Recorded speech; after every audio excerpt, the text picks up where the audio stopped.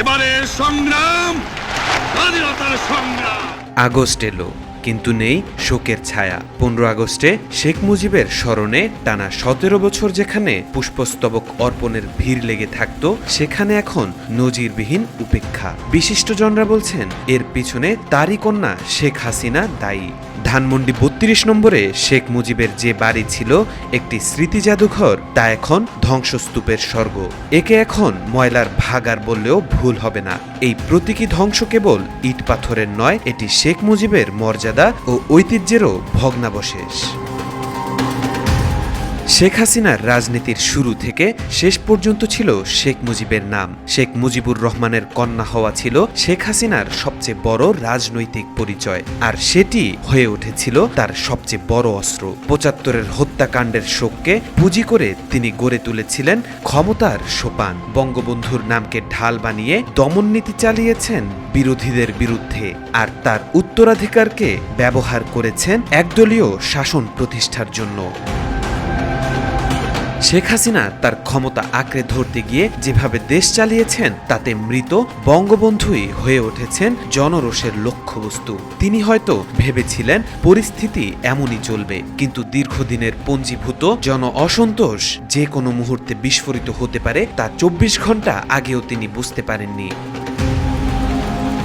1/11-র পর 2009 থেকে 2024 সালের আগস্ট পর্যন্ত একটানা ক্ষমতায় থাকা হাসিনার আমলে বিরোধী দলগুলো ছিল দমন পীড়নের শিকার। এর মধ্যে কোটা সংস্কারের নামে বৈষম্য বিরোধী ছাত্র আন্দোলন শুরু হয়, যা বিশাল আকার ধারণ করে। এই আন্দোলন যে তার পতনের কারণ হয়ে দাঁড়াবে, এমন ধারণা কারো ছিল না।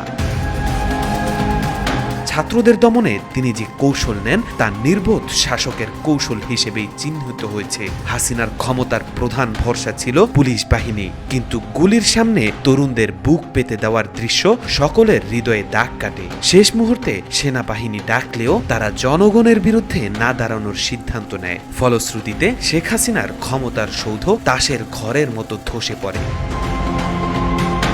জনগণের ক্ষোভ হাসিনা সরকারকে ছাড়িয়ে গিয়ে আঘাত হানে শেখ মুজিবের প্রতীকী উপস্থিতির উপরও। তার ধানমন্ডি 32 নম্বরের জাদুঘর বাড়ি পরিণত হয় ধ্বংসস্তূপে। মুহূর্তেই শেষ হয়ে যায় ইতিহাসের এক গুরুত্বপূর্ণ স্থাপনা।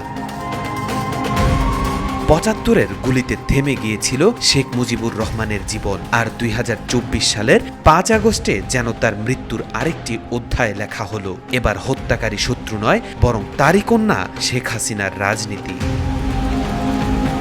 যে নামের আড়ালে তিনি এত বছর ক্ষমতার খেলা চালিয়েছেন, সেই নামই শেষ পর্যন্ত জনরোষের নিশানায় পরিণত হলো। পিতার ভাবমূর্তি হত্যা করতে গুলির প্রয়োজন হয়নি, তলোয়ারের দরকার পড়েনি। শুধু কন্যার ভুল রাজনীতি যথেষ্ট ছিল শেখ মুজিবকে দ্বিতীয়বার হত্যার জন্য। তাওফিকুল ইসলাম, আজকাল।